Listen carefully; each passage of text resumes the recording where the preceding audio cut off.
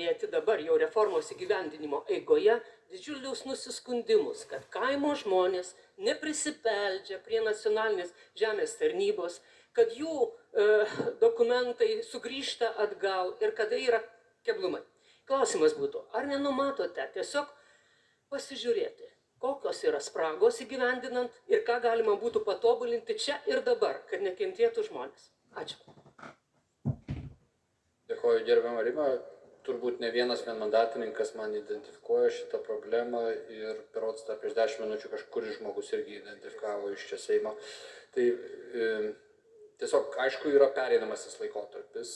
150 darbuotojų perėjo į savivaldybių administracijas, 60 savivaldybių, 80 darbuotojų perėjo į statybos inspekciją, o nuo sausio 1 vietoj 52 teritorinių padalinių dabar liko 5 padaliniai ir konsultavimas rajoninių kaimiškų vietovių gyventojų ūkininkų vyksta nuotoliu.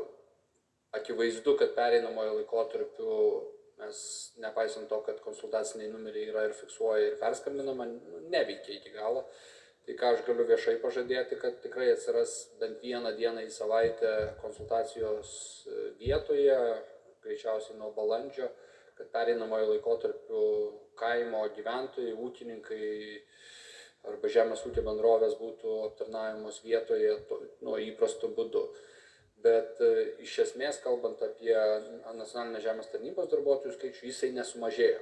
Jisai nesumažėjo, tiesiog sustambėjo teritoriniai padaliniai, konsultacijos persikėlė internetu, bet pereinamojo laikotarpiu tikrai reikia atsiprašyti, kad valstybės paslaugos užtrunka suteikimas jų ilgiau.